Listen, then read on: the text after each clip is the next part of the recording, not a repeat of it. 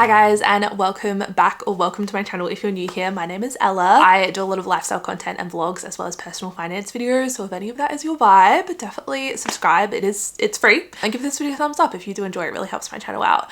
I cannot believe we are already back filming another monthly reset. We're about to reset for October, arguably one of the best months. Spring is in the air, or fall maybe if you're in the northern hemisphere going into autumn. It's also my birthday month, it's my sister's birthday. I just feel like this time of year leading up to Christmas. For me, November 1st is Christmas. So October's kind of that nice transition month, and yeah, I'm really looking forward to it. We have a lot of fun things coming up in October. I'm excited to get back into routine. September was a big month of travel. If you've been keeping up with the vlogs or following me over on my Instagram or TikTok, I was basically gone half the month. So excited to be home, back into the rhythm of everything, and really in my nesting season. I'm also pregnant if you're new here. I'm like halfway through my second trimester, which is crazy. Time is truly flying by, and I feel like it's just gonna only speed up with Christmas. Before I know it, I will be giving birth.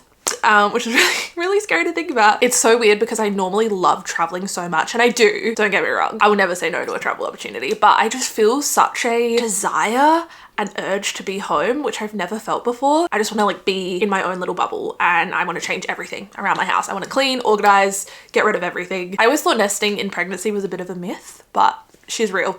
She's real. As always, we're gonna go over our goals from the previous month, set some new goals. I'm not gonna focus on that too much just because I feel like I'm not really in that mentality right now. I also have a running to-do list of things I want to do around the house, and I'm less focused on achieving things. I feel like I'm in some pretty good habits for the most part with my morning and nighttime routine. Never perfect, always room for improvement, but it's just not, I don't know, I just don't feel inspired or motivated to set really ambitious goals. It's just, I don't know, not really, I'm not feeling it, and that's okay. We're gonna lean into that and honor those feelings. And then of course we're gonna get into all the budgeting, resetting for the new month as well. So let's take a quick look at our September goals. I'll pop them up on the screen. I like to break them up into different categories, and I use the goal and habit tracker from CoPlenty, which I always have linked down below. They're the same people that make the budget spreadsheet I use, and if you buy them together you can bundle them and save some extra money. So yeah, we have personal goals, wellness, financial, career, and then I have my little home to-do list. I'm just going to talk through the ones I did achieve, and then the ones we didn't will likely carry over to next month. Starting off with our personal goals, I want to start planning our baby list and start narrowing down and doing research on baby items. It is a whole other world, you guys.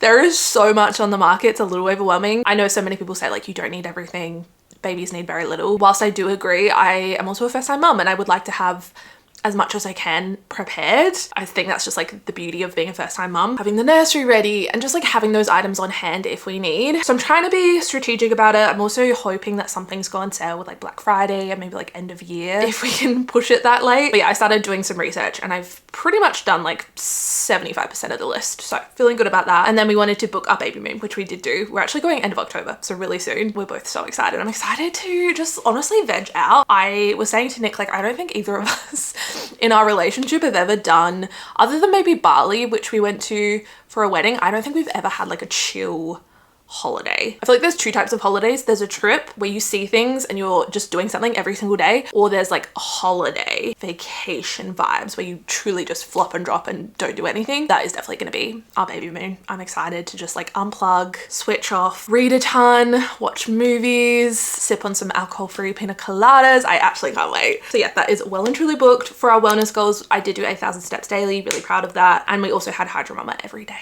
That thing is literally all that's keeping me going. If you're looking for electrolyte drink, I highly recommend. I have a discount code as well. I'll have it on the screen and link down below. For financial goals, I saved $1,000 for maternity leave. I work for myself doing social media and content creation full time, so I'm trying to set aside a little bit of money every month for the time that I do take off. I really still am unsure how much time I'm actually going to take away from working. It's something I enjoy so much. It's also like a big part of our income. I don't know what that transition is going to look like, but I would like to take a bit of time off, at least from paid partnerships. So that maternity leave will be our little buffer. And then we also donated. It didn't end up being a low spend month, unfortunately. You guys will see when we get into the budget.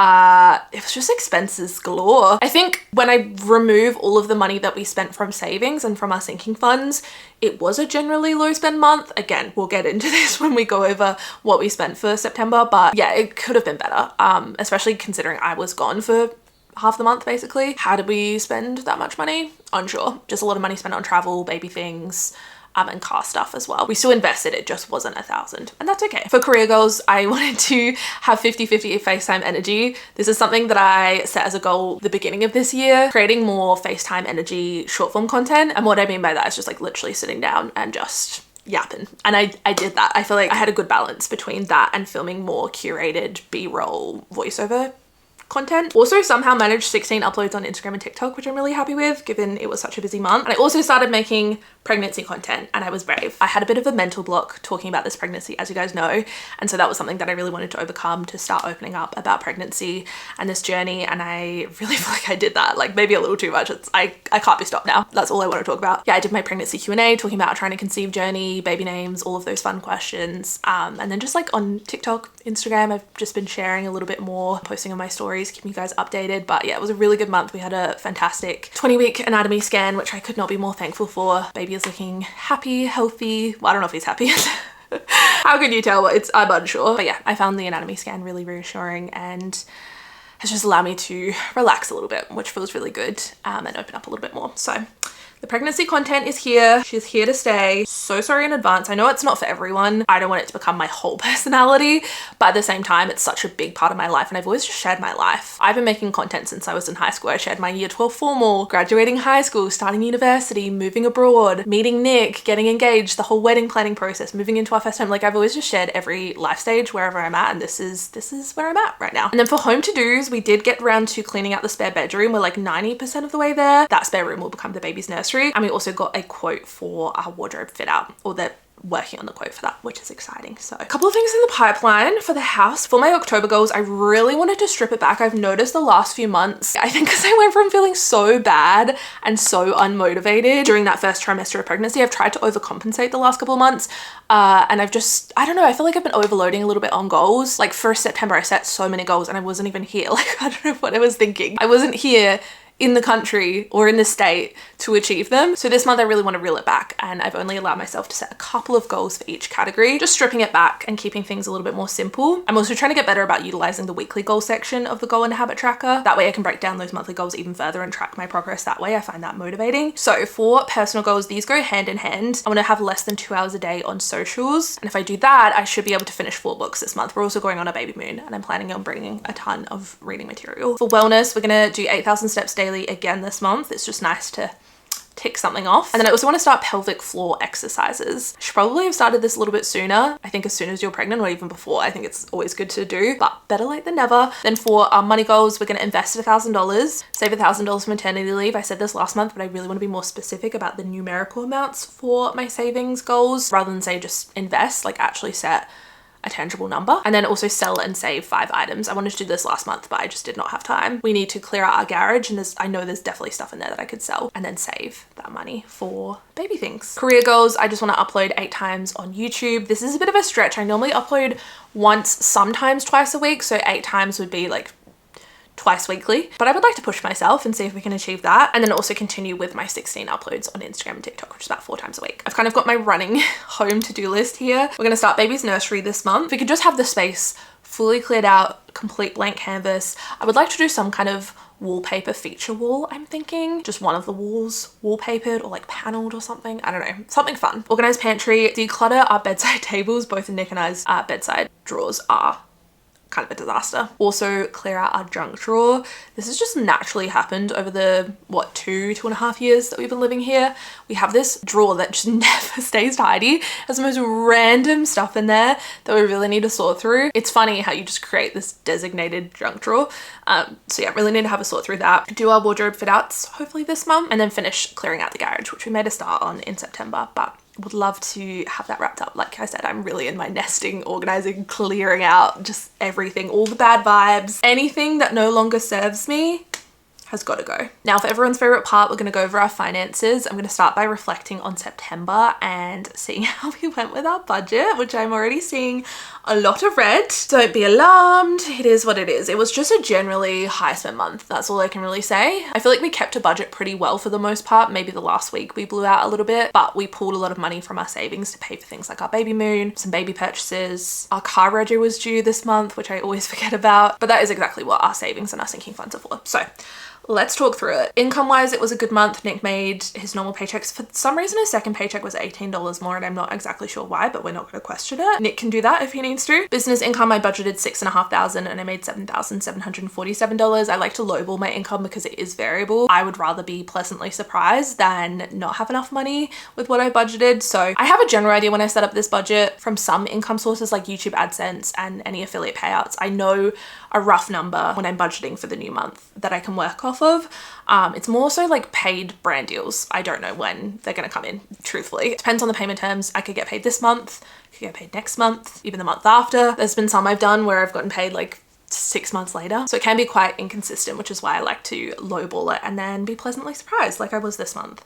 Also cashed out on cash rewards. I had $127.42 sitting in there because they are closing down. If you have any money sitting in a cash rewards account, make sure you cash out before they close up shop. I think it's happening in the next week or two. So in total, we made $14,235.72 between us. We won't go too into bills because it's pretty much the stock standard as per usual. We budget $40 for gas, $120 for electricity, $80 for water, and $165 for council rates. These are all of our quarterly bills, although our electricity is actually changed to monthly now, so I can probably change that. But we set aside the same amount every single month into a bills account that acts as our bills sinking fund. So whenever those quarterly bills come through, we can just pull from that. I don't track when those bills come out. They just come out. It's all direct debited. I know that what I'm budgeting every month is more than enough to cover those bills, and if there's any extra, we just keep it in there to roll over. It also helps, like I know our electricity bill will not be $120 this month, but in summer it might be closer to $180. So even if I'm setting aside more than I need to, I know it will eventually even out across the year. Yeah, our internet's $99. Our phone bill's $154.43 for both of us. $110 for our gym memberships, $55 each. Our home insurance is $161. Car insurance is $135. Pet insurance $54.16, and then our private health cover is $294.81. We didn't used to have,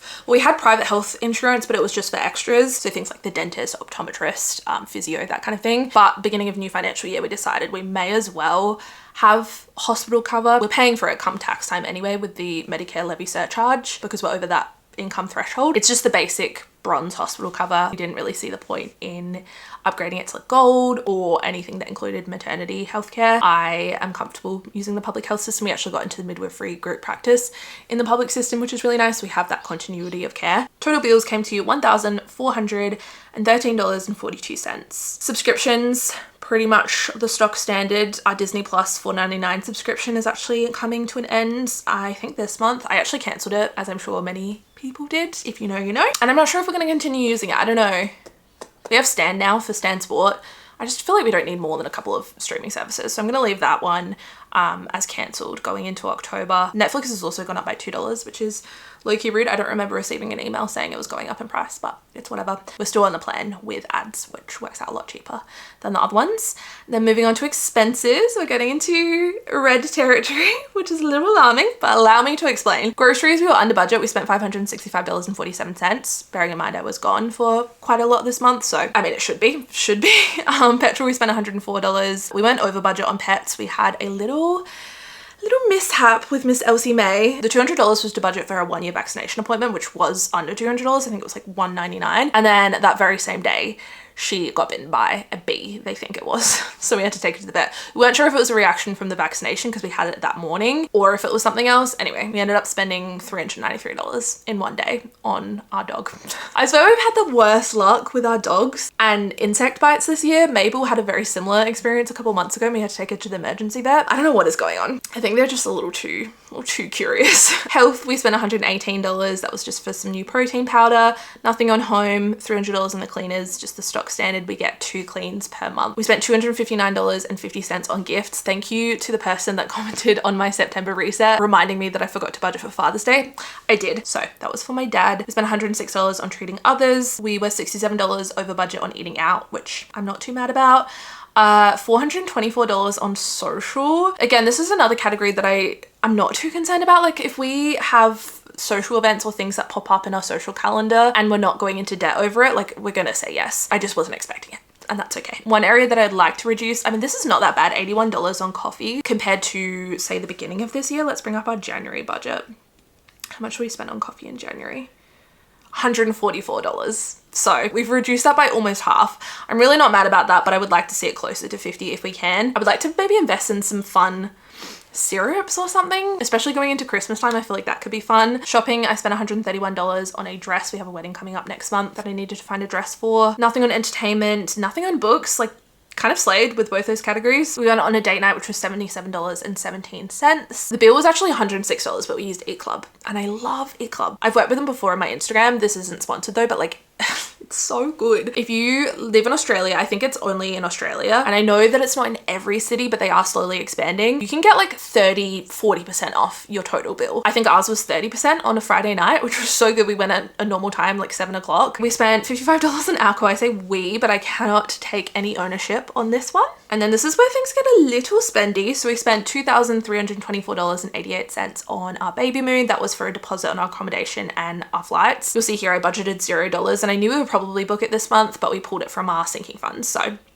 we have a travel sinking fund that we've been adding money into. Same with car maintenance. We budgeted $0 and we just pulled that $668.22 from our car expenses sinking fund, which we usually budget, yeah, like $150 a month. Honestly, one of the best things I did this year was to set up sinking funds and to actually contribute money into them. I feel like I've been trying to do this for the last 2-3 years, is to utilize sinking funds and just like never following through with it. This is the first year that we have, and it really has paid off. Any expenses like this, like I honestly hadn't really thought about rego. Obviously I know we're setting that money aside, but like when it comes out, hadn't really given it much thought. The bill comes in, the money's just sitting there. We literally just pull from that. Same with travel. We know how much we love traveling. We are always saying yes to travel opportunities. So it's just nice to have that fund, that dedicated guilt-free fund that we can pull from. And then we spent $428.31 on baby, which again, pulled from our baby fund. In total this month on our expenses, we spent $6,446.10. So by no means a low spend month. But if we take away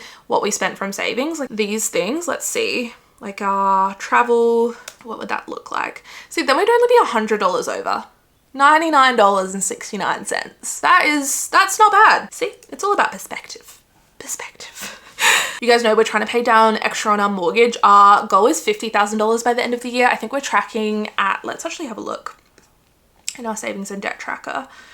Extra payments, $34,000. So we have $16,000 left to go. Going off the estimated date on here, we actually could achieve if we're able to put $4,200 in for the next few months. I don't know how achievable that actually is. I would love to though. I feel like that would be so satisfying, like $50,000 extra on our mortgage.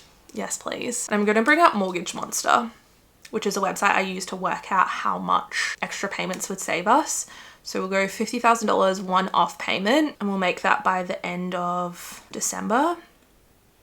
That would take off 4 years and 4 months off the life of our loan and save us a total of $141,038, which is pretty crazy. So definitely worthwhile. I just feel like our priorities have kind of shifted with this impending due date. It's still something we'd like to do though. So we contributed $500 extra this month and then just made our normal mortgage repayments. Then having a look at our savings, these numbers might be skewed a little bit just given how much we pulled from them. You'll see here I budgeted $3,000 for travel. The actual amount says $675.12 because we pulled that $2,324 from that savings to pay for the travel that we paid for in September, if that makes sense. Again, I always get questions about this, is how I track what we take from savings. So you'll see here, we've got $670.85 going into October. I'm gonna pull $500 from my emergency fund, and then that will be automatically added to the left to spend. So that's money that I'm pulling from savings, pulling into my regular account that I then track on what I'm spending it on. So $500 emergency fund on, what do I need? Clothes? Shopping? Sure. And that's how I track it. It's literally just a minus, and it will be automatically tracked in the savings and debt tracker as well. It will be deducted or added to as you spend and save. That's probably like my number one question that I get asked, is how I do that. We put $500 into our home fund. As I said, we have quite a few projects. We want to get a fence, which I know will be expensive, and also our wardrobe sorted and finally have them fitted out. It's funny how having a baby just makes you want to do those things. Like we've literally been talking about doing those things for the last 2 years that we've been living here. Now we are on this time crunch. We're like, oh my God, we have to do it. Not that we have to, like the baby's not gonna know if the wardrobes have shelves and drawers, but I'll know. And it's almost this feeling of, if we don't do it now, we're never gonna do it. which I know isn't true. Life doesn't stop after you have a baby, but I just feel like everything's just so much harder. There's other expenses and other things that you'd rather spend money on, so I just rather get it done before the baby comes if we can. Nothing in emergency fund because that's fully funded. We invested $361.38 and $500 into the baby fund. So overall, having a look at the spending overview, 30% of our money went towards debt this month, 11.1% in savings, which was not bad considering how much we took from it, 47.9% on expenses, which I don't like to see that number so high. If we go back and look at August, I feel like August was a really good month for us. Yeah, our expenses were 18%. And that's like my ideal was 20% for expenses, 20 to 30%, and then everything else towards debt and savings. And that was just not really the reality, was it? I also like looking at the more detailed breakdown. So 16.5% on travel this month, 13.7% on our mortgage, 11.5% on the other half, 4.8% in our travel fund. So travel savings for next month, 4.7% on our car rego, 4.1% again in savings for the baby. We spent 4% on groceries, 2.8% on the girls. We invested 2.6%, eating out 2.3%. I just love seeing that detailed breakdown. I feel like it makes everything feel more digestible, or as like a reality check on those bad months. It's like, oh, spent 5% of our money on eating out. Let's tone that down, shall we? Now let's budget for October. So paycheck wise, I'm always copying and pasting. You guys know the drill. If you are familiar with these videos, we love a copy and paste. Just makes my life 10 times easier. This payday will be the 7th and then the 21st. I'm expecting around $10,000 this month, give or take a little bit. Again, we're gonna just copy and paste from last month for our bills, and same with subscriptions. I'm just going to change this to $9.99, and then we're going to delete Disney Plus for now. We're also carrying over $670.85 from September, which is good to keep in mind. See what we can do with that money. Groceries, I'm going to budget $700. I feel like that has been a consistently good amount the last couple of months. I'm so sorry if you can hear my husband cackling in the background. He's literally at a work call. Like, what could be that funny? Nothing is that funny at work.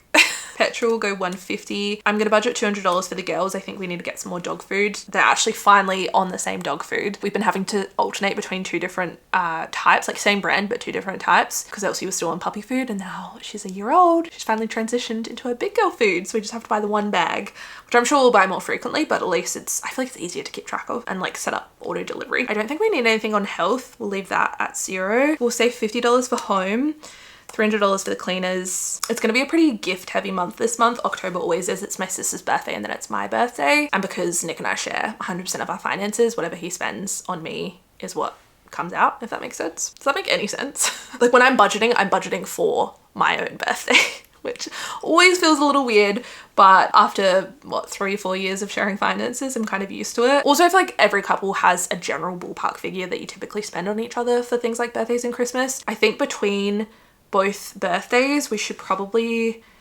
stick to like $650 on the budget. And I would pull that from my gift sinking fund if we can avoid it. I don't think we need to. I would like to keep what we have in that fund because we're nearing Christmas time. And when I look back at my December budget from last year, we spent about $2,000 across Christmas. And that's like almost exactly what's sitting in there at the moment. So we'll say $650. That'll just come from our normal budget and we won't worry about pulling any money from our sinking funds. Treating others, go 100. Eating out, 250. Oh, you know what I'm forgetting? We have a wedding. We can pull that from our sinking fund. I'll leave it at 650. Social, 200. Question mark. I'm gonna give us a little extra on coffee this month. Last month I budgeted 50, we'll say 60. I'm gonna budget $50 for hobbies, $50 for transport. Shopping, I do wanna get a couple of things. I feel like I'm in this really awkward phase in pregnancy where nothing comfortably fits. I don't wanna invest in any winter maternity wear because it's just pointless. I also don't have anything that really fits me at the moment other than leggings and like one pair of jeans, which were always quite loose fitting. Yeah, I'm really struggling, but the weather is starting to warm up. So hopefully I can utilize some of my spring summer wardrobe with flowy dresses and sets and things. But I would like to get a couple of other pieces also going into our baby moon. It'd be fun to have a couple of spring summer fits. I'm gonna budget $400 for shopping. Go $50 for entertainment, $30 for books, $50 for date night. I feel like that's pretty standard. $50 for alcohol. Travel will be our baby moon, so Just trying to think how much we might spend. Breakfast is included, so that's one meal. I'm not drinking. I feel like alcohol is always a big expense. And if I'm not drinking, Nick probably won't drink too much. It is quite an expensive spot though.